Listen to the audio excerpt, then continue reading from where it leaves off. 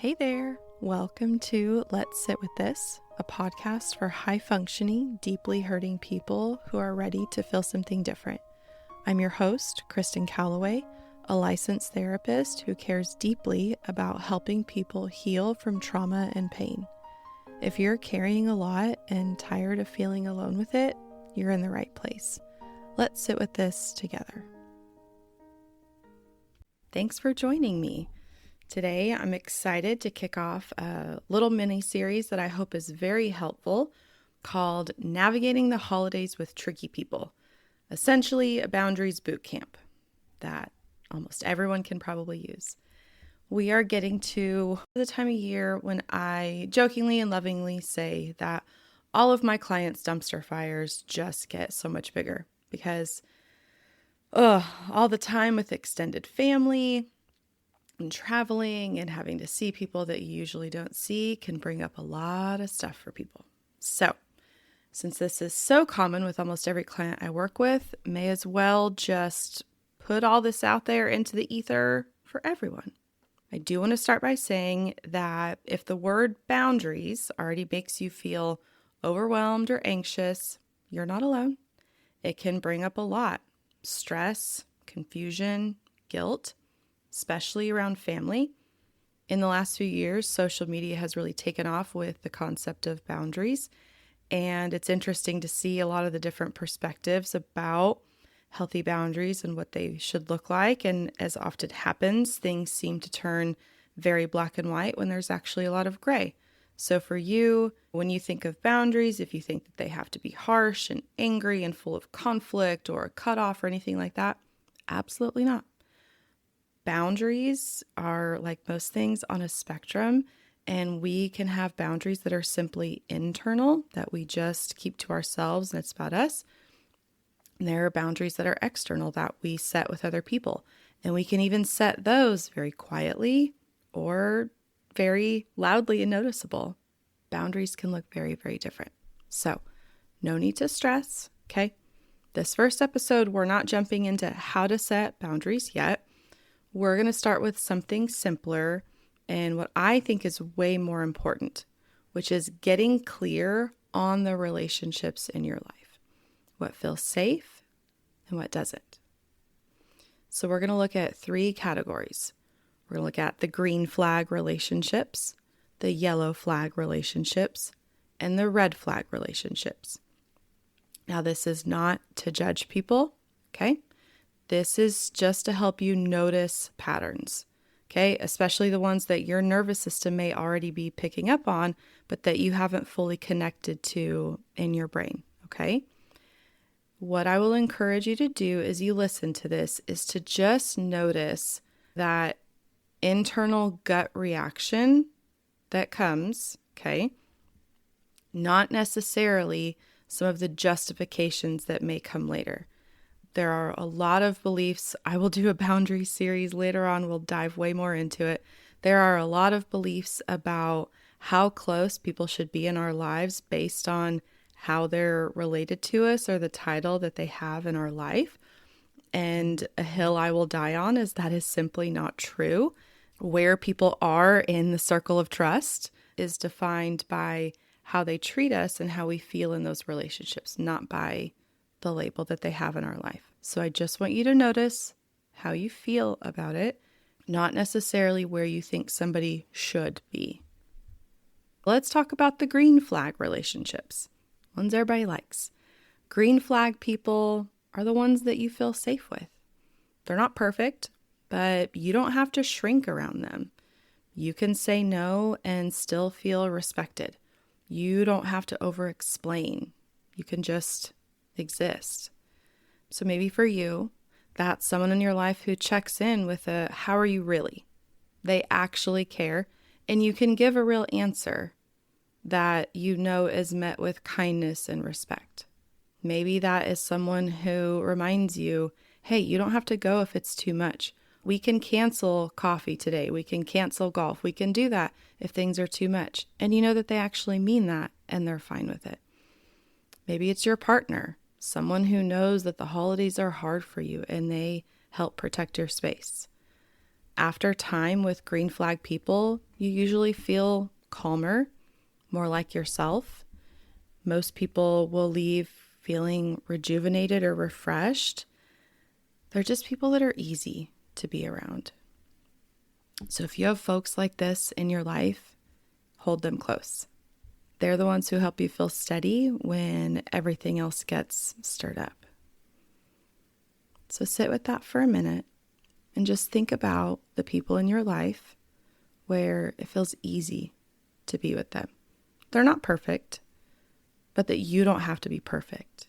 That you can be yourself. You don't have to be a version of you that somebody else wants. Just think about that.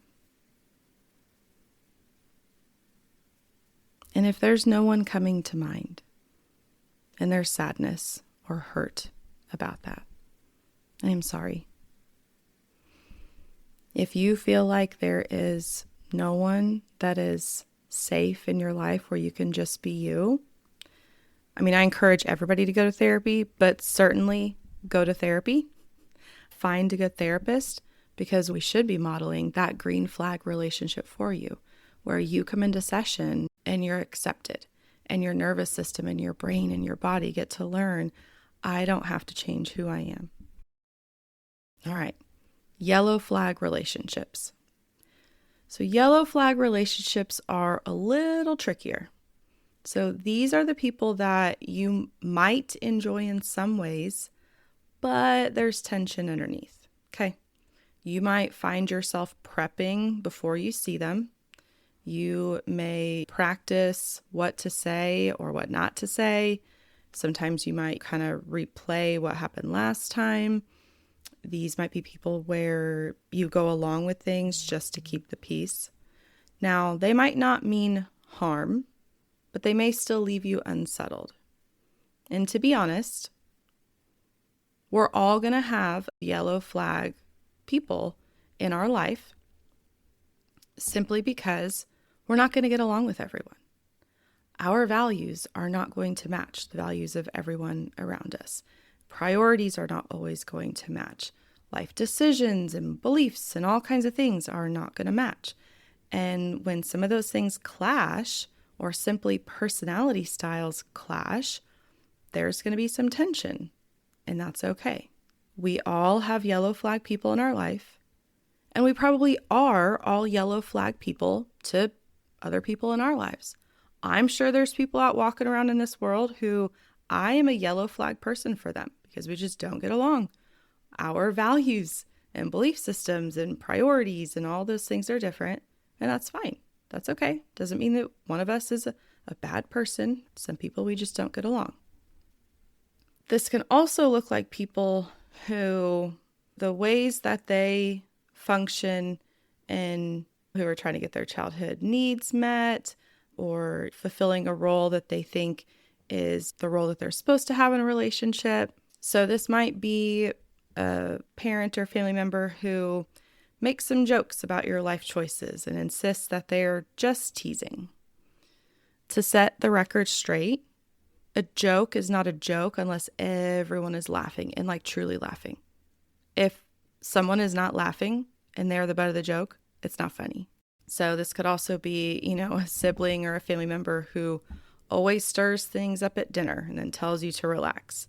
I'm sure everybody can think of the family member that is likely to bring up politics, or that if you say the name of a politician, they're going to go on a rant. We all have those people. Politics have gotten people so divided. It's insane. But I guarantee we all have those people. This could be a friend who constantly interrupts or makes some backhanded compliments, and somehow no one else really notices, or people kind of go along with these patterns. So these don't always feel great. So when you leave these interactions, you might feel a little drained, might feel irritated, feel annoyed, and that's okay. Those are good things to notice. So remember, sometimes yellow flag people are just people that you don't mesh with. Doesn't matter if you're related. You don't feel close with them. You don't really feel safe with them. They're not people that you would if given the option, would choose to go to dinner with or go to coffee with or to hang out with. And you might not even really understand why, but you know how your body feels. And that is reason enough to notice. Okay. So real quick, what separates yellow flag relationships from red flag ones is that in those yellow flag dynamics, there's still some potential for mutual respect. Okay. They might not always get it right, but they probably could back it off if you spoke up.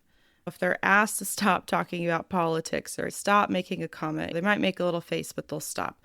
There's some mutual respect when it's addressed, and that's good. With red flags, it's different, and we'll jump into that in a minute. But for right now, think of those people in your life. Think of those people that might be showing up to Thanksgiving dinner, to a birthday, to Christmas Eve, Christmas. And then red flag relationships. So red flag relationships are the ones that leave you feeling consistently unsafe. It's about how your body feels, okay? Not necessarily what your mind is able to make sense of. So these are the people who push past your boundaries, even when you're clear, who manipulate with guilt or anger or a cold shoulder, the silent treatment, who make you question your memory or your feelings. Maybe it's someone who always drinks a little too much and then crosses the line in things that they say. This could be a parent or a family member who turns every no or boundary into a personal attack, that you've done something to them, what you've done is so horrible.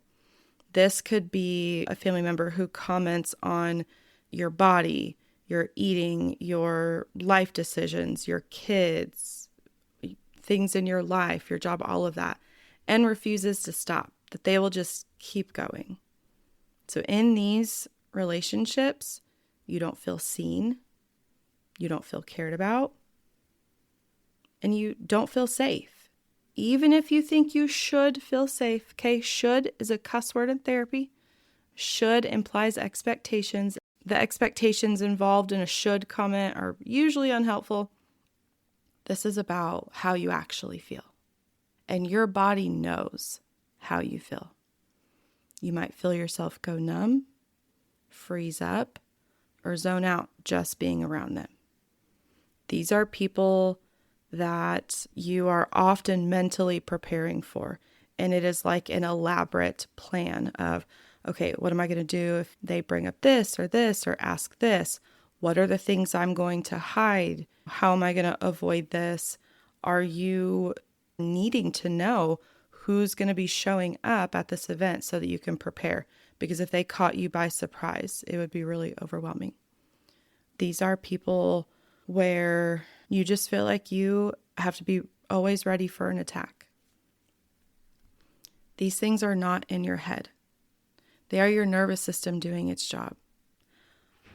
Our nervous system picks up on mixed messages and passive aggressiveness and manipulative dynamics and all of those things way sooner before we can logically make sense of them. And so we will know that we feel unsafe, even if it doesn't make sense. So let's pause here and take a minute. Think of the people in your world, especially the ones you might be seeing soon, who fits in the red flag category.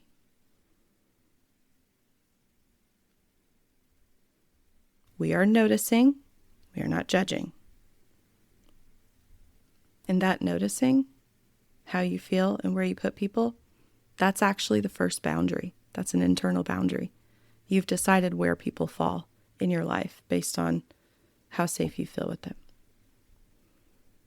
Let's talk about the guilt. Because I know for a lot of people, naming these dynamics can really bring up some uncomfortable things. And if there are people in there that you feel guilty labeling because of how they're related to you, you're not a bad person if you are putting your parents, your spouse, your grandparents, your siblings. You're not a bad person. Even just labeling someone as a red flag or unsafe or even a yellow flag can bring up panic and fear. That my friend, is like the biggest indication that that relationship, something about it is unhealthy. We can feel a lot of guilt, especially when it comes to family. We can have those thoughts of, well, but that's my mom, dad, brother, sister, whatever. They did their best. The most common one. It's not that bad, right? Could be worse. They never hit me, or they didn't mean to. So I want you to know that guilt that you feel makes sense. It's a sign that not only does the relationship matter to you, it usually means that you had to believe that in order to continue to be safe in the relationship and keep it going. Particularly if we're talking about a parent-child relationship, it is not safe for a child to dislike their parent. It is not safe for a child to call out unhealthy parenting patterns unless the parent has created a safe environment to do that. So the guilt that you feel means that you care. It might be connected to sadness that this is their reality. And it might be connected to fear and survival of I'm supposed to love them so that they will love me and take care of me. Sometimes the people that we care about aren't safe for us. Not emotionally, not relationally. You can love someone and need distance. You could need a whole lot of distance. Sometimes you need to have no contact with someone in order to be able to work on feeling neutral towards them. You can have compassion and say, I can't do this again. You can set a boundary without making them the villain. And you're not a villain for setting a boundary. This isn't about punishing anyone. This isn't about labeling anyone as good or bad. Rarely do people fit within those very defined black and white categories because, again, there's a lot of gray. And you're allowed to protect yourself. It's necessary to protect yourself. If you don't, no one else will. So think through those. If things came up internally that made you uncomfortable, that were difficult to navigate through, if when you were hearing what I was saying and immediately people popped into your mind, but then you started going through trying to justify why they shouldn't fit in there, go to therapy. Have a neutral third party help you wade through these relationships in your life and find out why they came to mind. Find out why you don't necessarily feel safe or feel the ability to be yourself. This is hard stuff to do. This is very hard for people to properly label how safe they feel with people. It's hard to see reality, and that's okay. So in the next episode, we're going to talk about what boundaries really are and why they feel so hard to hold, especially in families that don't welcome them. But for now, let's take a deep breath. Breathe in and out. You don't need a perfect plan, okay? You just need clarity, and you're already building on that. So thank you for sitting with this today. I'm really glad that you made space for yourself and that you started your journey. You took a few steps on the journey of setting boundaries. Remember, you don't have to do this alone. Come back whenever you need to.